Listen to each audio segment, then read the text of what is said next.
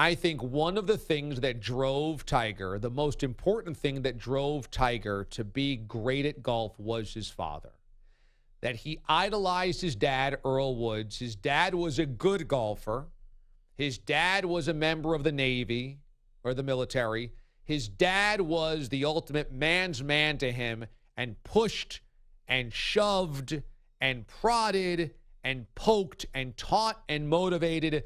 And Tiger achieved in the hope of impressing dad. That was a part of this. A big part of it, I think. And once Earl passed away, there was nobody to impress anymore. There was nobody to push him that same way. He didn't have to do it for dad, even if it was subconscious. And this is when there's this break in Tiger's persona, and there's this break in Tiger's success for the most part. Tiger's dad passes away in 2006. He wins a couple more tournaments and majors by 2008, but it's not the same. It's not the same dominance. It's not the Tiger Slam.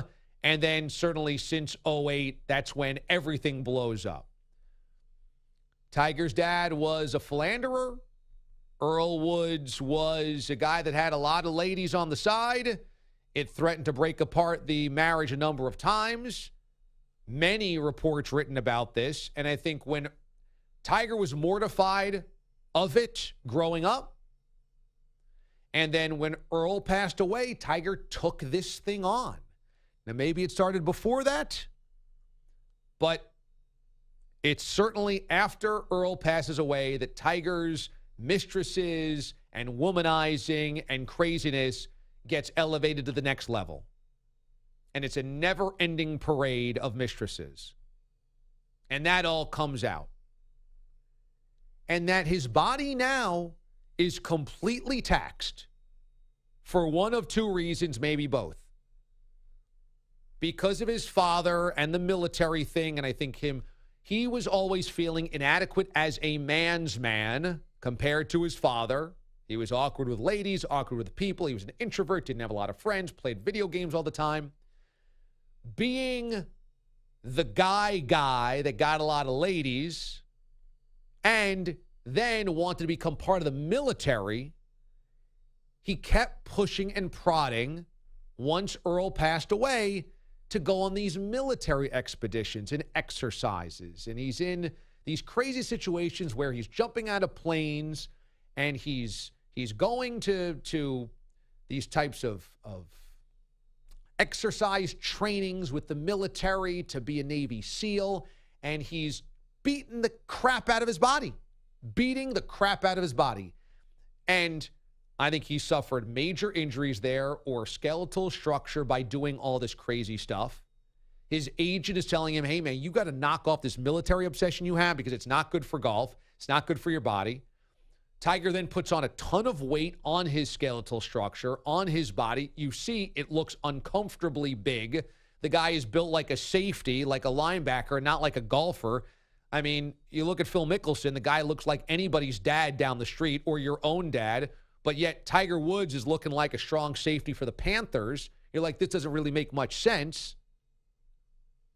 Tiger's body, also, by the way, he goes through a knee surgery. Who does he employ? Anthony Galea, doctor to the HGH and PED stars, Alex Rodriguez and company. He's probably doing HGH and PEDs to puff up his body to recover from these injuries. He's also put ridiculous stress on his body that golfers are never supposed to do because of all this military stupidity. And I'm not saying the military is stupid. I'm just saying he had this obsession with it to be a tough guy, even though he was a golfer, and he put his body through hell doing it.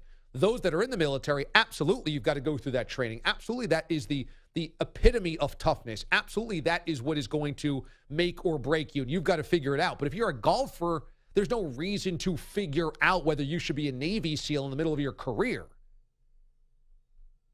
And now his body is never going to recover. It is never. His body is the body of somebody 20 to 30 years older. And he's got no reason to be great anymore. He's got no wife by his side to hold together his personal life. He's got no dad around. And he's got no body because it's given it He's got no golf anymore because he can't get his body to come around. I think the guy's directionless. And this is what happens. You've got nobody around to say, hey, man, you shouldn't mix all of those pain meds. Or, hey, man, you definitely shouldn't be driving with all those pain meds. And, hey, man, let's try to do this. Let's not try to do that. Let's try to avoid that situation. Let's make sure you're safe here. Let's make sure that this doesn't happen. You've got none of that around, and you personally don't have enough going on in your life to say, I can't let this happen because I've got too much to get. I've got too much to give. I've got too much to do. For Tiger Woods, what's his next move is 3 months from now when maybe he can start swinging a club again.